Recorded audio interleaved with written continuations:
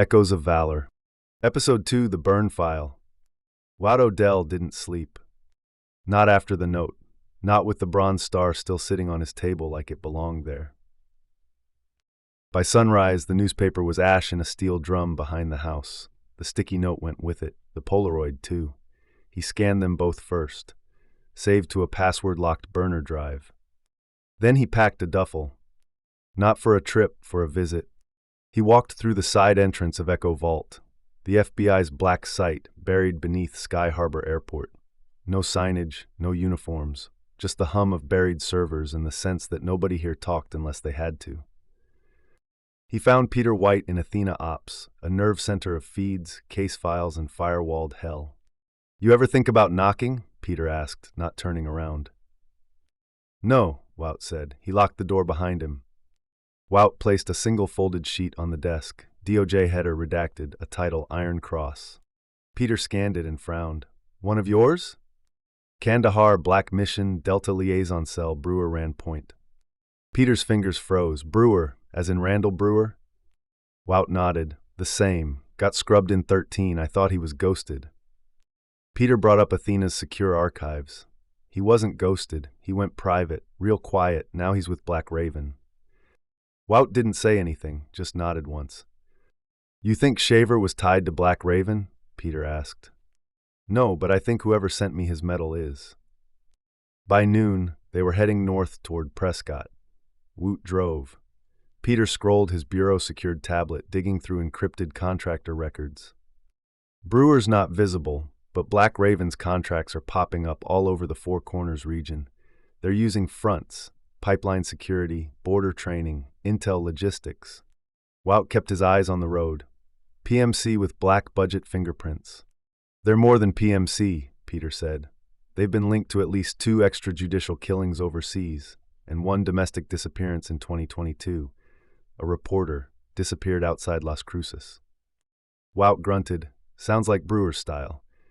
Odie Clayton was waiting at the range west of Mayer, plate carrier half-zipped, full HRT loadout beside him. His Benelli M4 rested neatly on a folding table. Odie was still operational, a door kicker for the FBI's hostage rescue team, Echo Vault Detachment. "You boys look like you've seen a ghost," he said.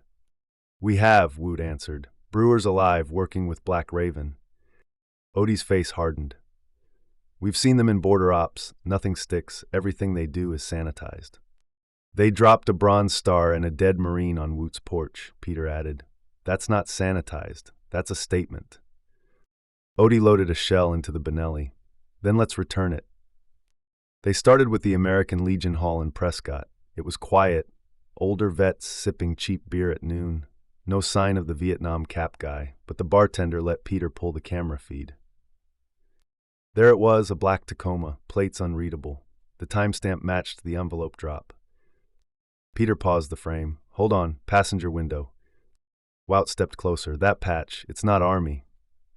Odie squinted. "Black dagger and a spade. That's not military. That's Black Raven."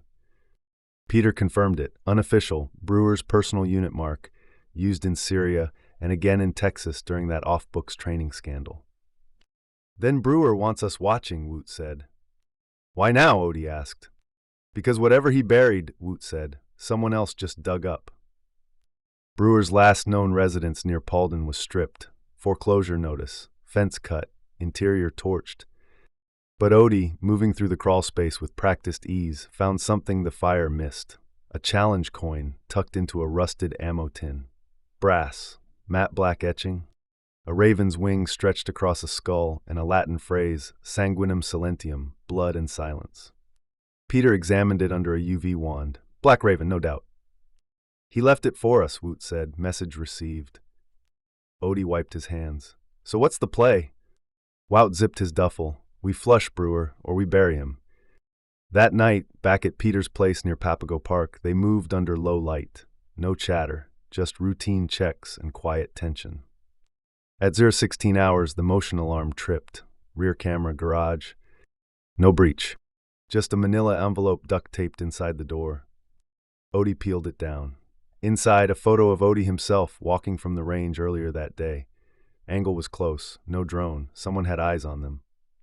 Typed beneath it, You can't bury what you carried. A single 9mm casing slid out, head stamp scrubbed. Peter scanned the garage. This wasn't a warning, it was access verification. They're showing us they can get close, Odie said. Wout stood still, staring at the note, then the coin, then the metal still in his duffel. They're watching, but they want us to move. Peter's Athena terminal pinged. He looked down, froze. Black Raven credential just logged into a secured civilian server in Flagstaff, tied to a biometric ID. Whose? Wout asked. Peter stared at the screen. Mike Shaver. Odie stepped forward. That's impossible. He's dead. Peter's voice dropped.